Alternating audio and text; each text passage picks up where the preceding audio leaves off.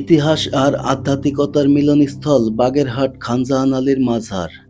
আজ আমরা ঘুরে দেখব এই ঐতিহ্যবাহী স্থানের জীবন, প্রকৃতি আর মানুষের গল্প।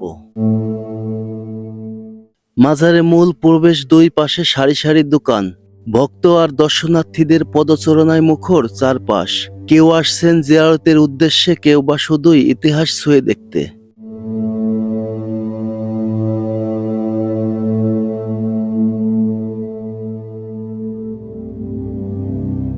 এই মাজারটি শুধু একটি সমাধিস্থল নয়, এটি এক সময়ের ধর্মীয় ও সামাজিক কেন্দ্র।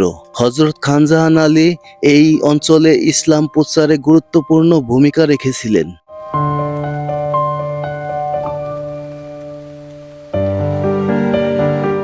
মাজারের সামনের দিঘির ঘাটে প্রতিদিনের জীবনের চিত্র, শিশুদের দৌড়ঝাঁপ, হাওয়ায় মিঠাইয়ের ফেরিওয়ালা, আর এক কোণে এক মুরব্বী ওযুর প্রস্তুতি নিচ্ছেন।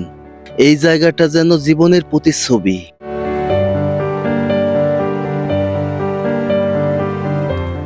মাজারের বাম পাশে রয়েছে বহু কবর। নীরবে দাঁড়িয়ে থাকা এই কবরগুলো আমাদের মনে করিয়ে দেয় জীবন ক্ষণস্থায়ী, ইতিহাস চিরস্থায়ী।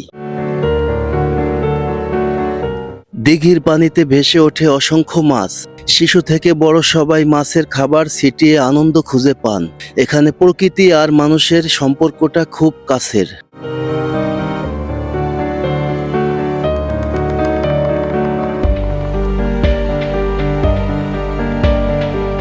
শেষ বিকেলের নরম আলোয় দিঘি, গাছপালা আর মাজার সব মিলিয়ে তৈরি হয় এক অপূর্ব দৃশ্য।